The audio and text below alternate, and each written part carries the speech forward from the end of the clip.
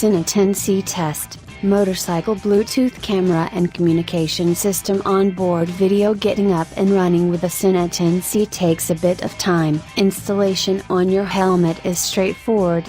If you've used any of Sena's other excellent communication productions, you already know the drill. The in-helmet speakers have wires long enough for you to route them wherever best suits the helmet you are working with. The headset, camera main unit can be mounted via a clamp unit on the side of your helmet, or can be affixed to the side using the surface mounting adhesive plate. Once the 10C is installed, you will need to adjust the lens on the camera. Shoot a quick test video from your normal riding position on your bike to get a starting point. The lens can be adjusted to level your horizon. There is no monitor on the Sena 10C, so you cannot quickly remove your helmet and review the video. Instead, you will need to pop out the MicroSD card and insert it into a reader. If you have an SD reader that is compatible with your smartphone, that can save some time. Sena 10C camera unit. The main unit can be removed from the helmet by sliding it off the mounting plate and disconnecting the speaker cables. You can then view videos directly on your TV using a micro HDMI cable.